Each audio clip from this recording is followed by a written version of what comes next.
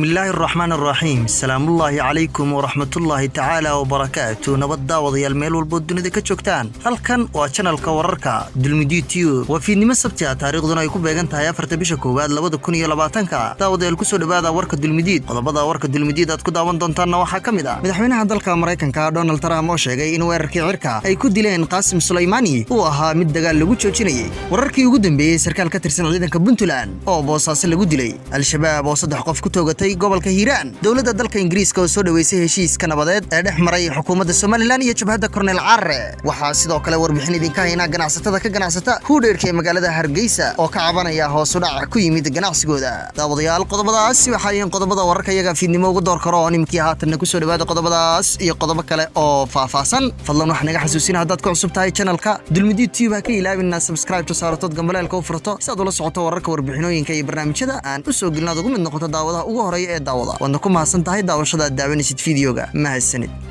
iyadoo laga cabsi qaba dagaal ka qarxa bariga dhexe ayaa madaxweynaha Mareykanka Donald Trump waxa uu sheegay in sababta loo dilay generaalkii sare ee dalka Iran ee Qaasim Suleymani ay tahay in laga hortago dagaal ka dhaca bariga dhexe waxaan ficilkan u qaadnay inaan joojino dagaal uma qaadin in aan bilowno dagaal ayuu yiri Trump oo wax laga weydiiyay cabsida laga qabo dagaal ka qarxa bariga dhexe madaxweynaha dalka Mareykanka Donald Trump waxa uu sheegay in Suleymani uu qorsheynayay weerar xun oo ka dhan ah shaqaalaha Mareykanka ee bariga dhexe ayna ku qasbanaayeen inay ka hortagaan weerarkaasi Generaal Qaasim Suleymani waxa uu dilay ama si xun u dhaawacay kumanaan Mareykan ah wuxuuna hadda qorsheynayay inuu kuwa hor la dilo balse waan ku qabanay ayuu yiri madaxweyne Donald Trump waxa uu sidoo kale si toos ah ama toos ahaan ugu mas'uul ahaa dhimashada malaayiin qof oo ay ku jiraan tiro badan oo banaanbaxyaal ah oo dhawaan lagu dilay dalka Iran ayuu yiri Trump muddadii argagixisanimo ee Qaasim Suleymani waa ay soo dhamaatay ayuu yiri Trump madaxweynaha Donald Trump waxa uu sidoo kale sheegay in Mareykanka uusan dooneynin in taliska dalka Iran la bedelo ma dooneyno inaan isbedel talis ku sameeyno Iran ayuu yiri Trump dhanka kale Iran ayaa ku hanjabtay argudasho daran waxaana ay sheegtay in Mareykanka uu qaadi doono mas'uuliyadda cawaaqibka ka dhasha dilka Generaal Qaasim Suleymani hogaamiyaha sare ee dalka Iran Ayatollah Ali Khamenei ayaa ku hanjabay argudasho daran oo ka dhan ah dambiilayaasha gacmahooda dhiiga la galay isagoona wacad ku maray in Suleymani shaqadiisii iyo wadadii uu hayay aan la joojin doonin ugu dambeyntii dhinaca kale hogaamiyaasha kooxda Tehran ay taageerto dalka Lubnaan ee Hizbullah ayaa maanta ku baaqay in loo argudo dilka Qaasim Suleymani in la fuliyo ciqaabta ku haboon dambiilayaashan wax qaarijiyay waxay noqon doontaa mas'uuliyadda dhammaan dagaalyahanada wax iska caabinta ee caalamka ayuu bayaan uu soo saaray ku yiri Xasan Nasrullah oo ah hogaamiyaha kooxda Hizbullah faahfaahin dheeraad ah ayaa ka soo baxaya dil xalay kooxo hubeysan ay ka geysteen magaalada Boosaaso ee xarunta gobolka Bari dilka oo ah mid qorsheysan ayaa wararku waxa ay sheegayaan in loo geystay sarkaal ka tirsanaa ciidanka Puntland oo ku sugnaa bartamaha magaaladaasi marxuumka la dilay ayaa waxa lagu magacaabi jiray Ciise Ducaale sida ay Arabsiin iyo soo xaqiijiyeen ila deegaanka ah oo lagu kalsoon yahay wararka ayaa sheegaya in ragga dilka geystay oo ku hubeysnaa bastoolado ay goobta iskaga baxsadeen kadib markii uu falka dhacay sidoo kale ciidamo ka tirsan kuwa amniga ee dowlad goboleedka Puntland ayaa gaaray goobta iyagoo baaritaano kooban ka sameeyay halkaasi ma jiro ilaa iyo hadda wax hadal ah oo ka soo baxay maamulka magaalada iyo saraakiisha amniga oo la xiriiray dhacdadaasi muddooyinkii la soo dhaafay amniga Boosaaso ayaa faraha ka sii baxayay waxaana ka dhacay falal lid ku ah nabadgelyada kuwaas oo u badnaa dilal qorsheysan ergeyga gaarka ah ee Ingiriiska u qaabilsan Somaliland Danjire Starton Brown ayaa bartiisa Twitter-ka waxa uu ku soo qoray fariin uu ku bogaadinayay heshiiskaas waxaanu yiri waa war fiican oo bilow wanaagsan u ah sanadka 2020 waa tusaale dheeraad u ah sida ay Somaliland ugu guuleysan karto inay caqabad kasta oo ka hor timaado ay kaga gudbi karto dhexdhexaadin amniga iyo deganaanshaha ayaa muhiim ah gudbinta ugu haboon ee kaalmada iyo horumarinta gobolka Sanaag hambalyo dhammaan inta ka qayb gashay Carre ayaa wareejiyay jabhad uu tiradeeda ku sheegay 900 oo askari oo uu ugu magac daray jabhadda dulmidiid waxaana shalay jabhaddii la wareegay maamulka gobolka Sanaag daawadayaal halka aad naga daawanaysaan waa channelka dulmidi tube fadlan haddaad ku cusub tahay channelka dulmidi tube ka ilaawina subscribe to saartod gambaleelka u furto si aad ula socoto wararka warbixinooyinka iyo barnaamijyada aan u soo gelinaad ugu mid noqoto daawadaha ugu horeeya ee daawada ka ganacsiga hudheerka qarxiska Allah توعال هذا توعال هذا توعال الله qarxiskaaga waryaa tii dambe dadka ka ganacsada maryaha mustacmarka ah ee loo yaqaano hudheerka ee ku ganacsada hareeraha wadooyinka ee gudaha caasimadda Somaliland ee Hargeysa ayaa waxa ay ka cabanayaan hoos u dhac ku yimid maryihii ay iibinayeen intii bilahan dambe bishii 12 ilaa bishii 11 ilaa imika magaranaysa iyo yarad kaaday suuq qaanul state ka siin jirnay imika 25 iyo 30 kumaan sina inta kumaan siin jiray biriga hore in state ku $10 de magaranaysa imikana $3 $5 ugu badnaan $5 bas karin koorka jiyo marka furno budida magaranaysa marka dhaqaalihii hoos u dhacba ku yimi waaniyo sixir barna u yar jira magaranaysa dadkuna aad bay u baahan yihiin oo wax soo dadkii maciishadii ku qaaliya wixii duruufihii ma iska fayni magaranaysa oo qoftiisii kala wada koor ma xasuusanayo hadii magaranaysa hadda waxa lagu guda jiraa waqtiyada dhaxmaha dadkuna inta badan waxay xiliyadan oo kale aad u iibsadaan koorarka ama funaanadaha dhaxanta laga xidho balse waqtigan saansan wax iibsi ma lahan dadka imka bishan imka ugu dambeysay 12 iyo bishan 12 ba dhaxanta ugu aray marto shan ku been hoos shan dhaxan dhaqaali sanadkan maanta dhaqaali hoos buu si socdaa waxa bay yaraato maanta waxay aanu iibinaynay ee sidan oo alaabahan oo kale ay baayicirkeen ka faa'iidi jirnay in wax ka iibsan jirnay horta wax faa'iido kama helno waqtigii wuxuu noqday in masaariiftii maalintii dib lagula dagaalamo ayuu noqday awal markaan budada amba 3 budado afro wax laga yaabaa laba cisho gal kale lacagta ka soo saari jiray laakiin saymika waxa laga yaabaa budad haafkeen lacagta ka soo saarto budad haafkeen lacagta laga soo saaro maryaa hudheerka ayaa inta badan waxa iibsan jiray dadka danyarta ah balse hadda arimo dhaqaale yari ay soo fod saartay dadkii bishaarada waqtiga saameysay sheegan taayib aan si jirnay $5 marka yarta imka tookala shay marsiina sababtoo wax kale dhaqaalaha dadka waa duruubta dadka hoosta ugu dhacay sababtu marka budada waxay naga dhamaan jirtay hal maalin qura ama maalin iyo geli imka dilba naga dhamaanaysa dadkii oo ay timo hina ka baayaan hadda garmatay hadda su'aalatay hadda koortay hadda garmatay hadda tay koorka hadda tay kuwa suurka waxaan qof ku soo galay u jiro dadkii markaa saarada ka cawanay xaalli dawladda hore waxay jirnay maalin geli imka loo kala hito toonki aan hayl jirnay saarkan saloo ku sagaal toonki ma kan markaa loo kala hito waxaan jirnay geli baan jirnay iyo tugaamar hay abaar siino xoolo lagu qoday haddana maanta ku tag burqatay hudheerka lagu iibinay waa ku dharka ugu jawaabay ugu jawaabay hadaba kelmadda hudheer macnaheedu waxa ay tahay who died oo la macno ah kuma ayaa dhintay waana dhar la soo isticmaalay waxaana laga keenaa wadamada ay ka mid ka yihiin Saudi Arabia Imaaraadka Kuwait iyo qaar kale oo ka mid ah wadamada daawadayaal qodobada kale aan idin haynana waxa ka mid ah afhayeenka xisbiga mucaaradka ee wadani Barkhad Jaamac Batuun ayaa ka jawaabay dacwada Mayor Solteko uu sheegay in uu ka gudbinayo siyaasiyiin uu isaga ka mid yahay wuxuu sheegay afhayeenku in uu yahay Solteko qof shicib ah maadaama uu muddaxileedkiisu u dhamaaday horaantii sanadkii hore waxaana hadaladiisii ka mid ahaa arinta ku saabsan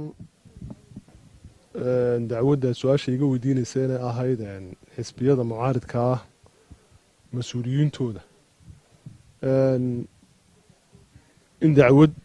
ay ka gudbinayo nin la yiraahdo Solteko oo Hargeysa jooga horta Solteko isagoo ayaabuu dacwad gudbinaya su'aasha in loo waadixiyo bulshada Soomaaliland ay tahay waa taa Solteko waa shakhsi waana shicib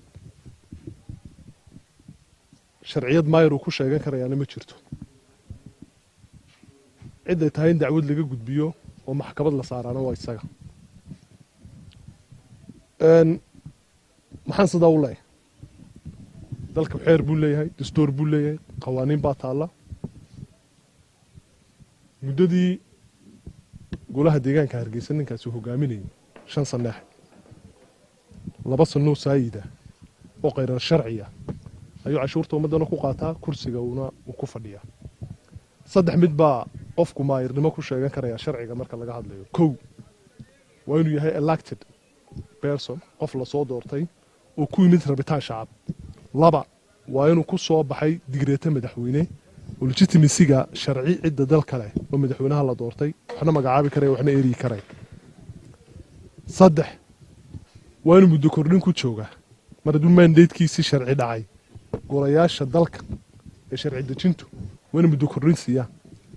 saddexda bay idinkaan idin weydiinayaa shacabka Soomaaliland baa weydiinaya saddexda midna ma ku fadhiya waa maya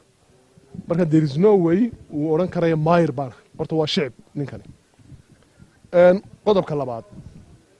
markaan leeyahay isagay tahay in maxkamad la saaro oo maxkamaddu ku hanjabayo ay tahay inay xukunto waa isaga maxaanan u leeyahay muddo 7 sannadooda ayuu caasimadda maayirkeeda sheeganayay ninkaasi tusaalaha ugu basiisan ummadda Soomaaliland arki karaysa waxa weeyaan marka wax kale ba laga yimaado bilicda magaalada Berbera iyo boorka bartanka magaalada Hargeysa dhex yaal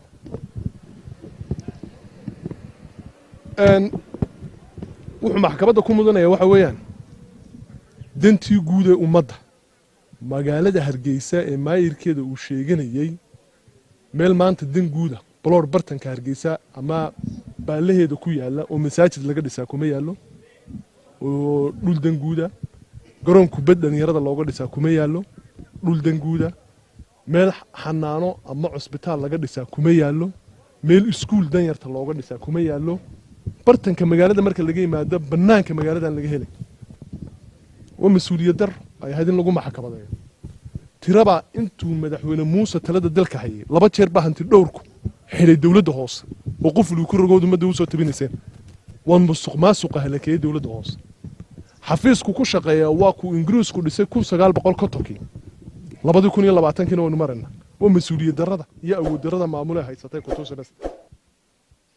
shaqaalihiisu 3 bilood mushahar ma qaataan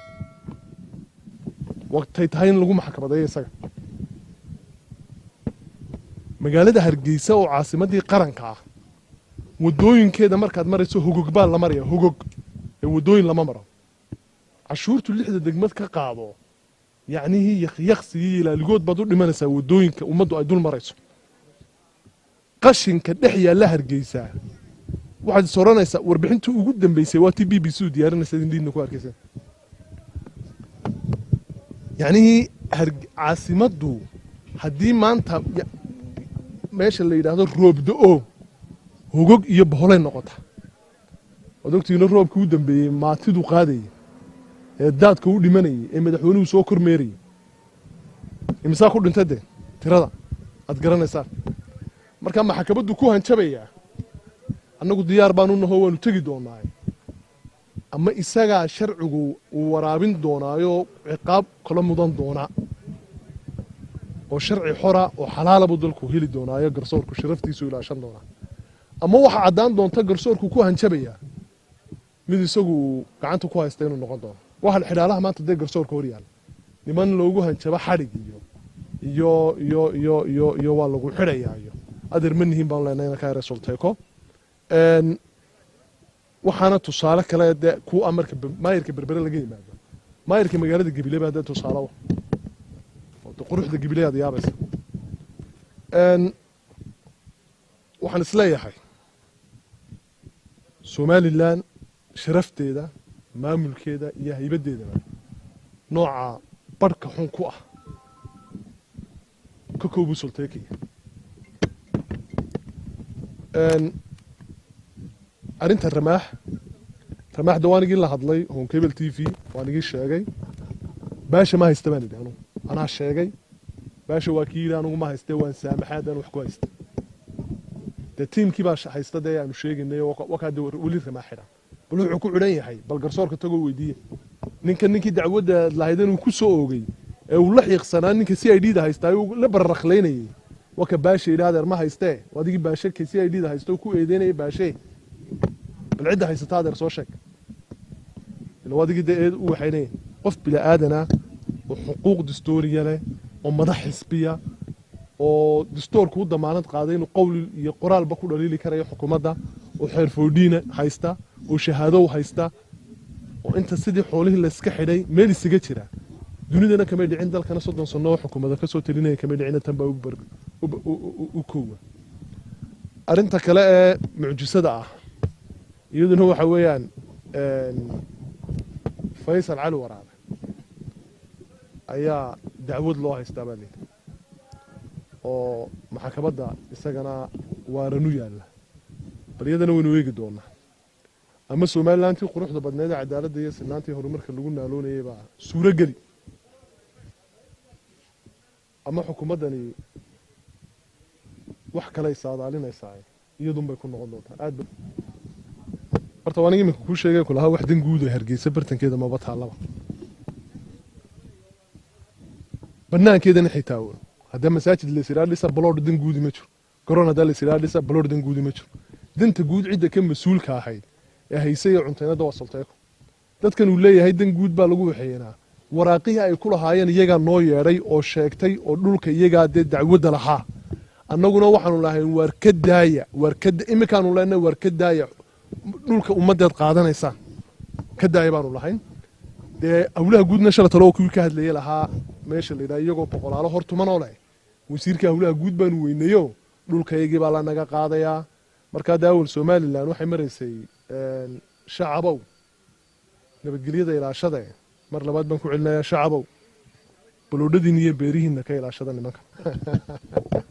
wali gaabal Hargeysa tagaya anigu waxaan ka yimideen ceeri gaaban muddo 4 cisho ku maqnaa arimo dan guud baan u baxayo waa hagaag daawadayaal intaas waxaan ku soo gabagabaynaynaa qodobadii warka fiidnimo warka waxaad ka daawanaysaan channelka wararka Dulmidi TV fadlan haddaad ku cusub tahay channelka Dulmidi TV ka ilaawina subscribe saaratood gambaleel ku furato haddii ay macquul tahayna like iyo share comment-iga siraaso maasanid intaan warka xigaan dib hawada u kulmi doona hadduu Allah hawada la ogolaado waxaan idinkaga tegaynaa sidaas iyo kulanti dambe oo xiiso leh